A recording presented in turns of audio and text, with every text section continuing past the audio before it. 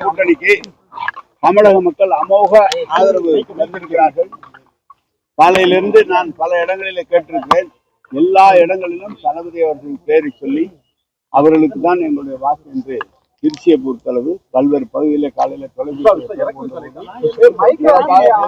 சொன்னார்கள். வேற ஏதாவது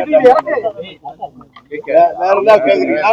உங்களுடைய அனுபவத்துல இந்த தேர்தல் வந்து மிகப்பெரிய சவாலாக திமுகவுக்கு இருக்குமா? ஒன்னும் சவால்லாம் இல்லைங்க, எப்பவும் போலதான் இல்லை. ஒன்னும் பெரிய சவால். ஆனா நீங்க எல்லாம் மத்தவெல்லாம் போட்டு சவால் சவால்னு சொன்னாங்களோ இல்லையா, நீங்க நாங்க லைன்ல நிக்கிறவங்களையும் பாருங்க, எல்லாம் பாருங்க, எல்லாமே சரியா தான் இருக்கு, ரொம்ப நல்லா இருக்கு.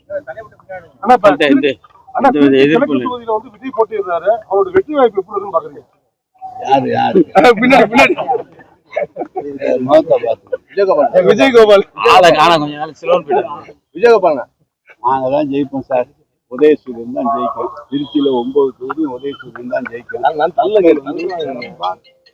தளபதியுடைய ஆட்சிக்கு ஆதரவு அளிக்கிறாங்க. குறிப்பா டெல்டா மாவட்ட பகுதிகள் நம்முடைய உதயசூரியனுக்கு மிகப்பெரிய ஆதரவு. தமிழ்நாடு முழுவதும் அவ்வளவு தூரம்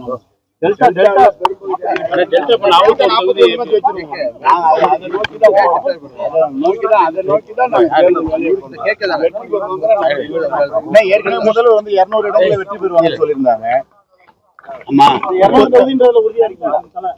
நாங்க சார் எந்த தேர்தலில் நிக்கிறோங்களோ எங்களுக்கு ஒரு டார்கெட் பிக்ஸ் பண்ணாங்களோ அந்த டார்கெட்டை நோக்கி தான் நாங்க பயணம் செய்யறோம். 200 தொகுதியிலையும் சிறப்பா வேலை பார்த்துருக்கோம். வெற்றி பெறணும்னு நினைக்கிறோம்.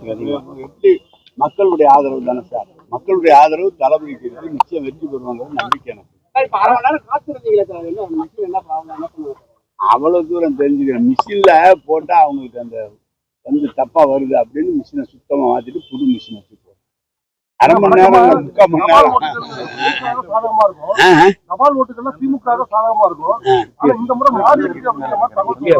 உனக்கு மட்டும் எப்படி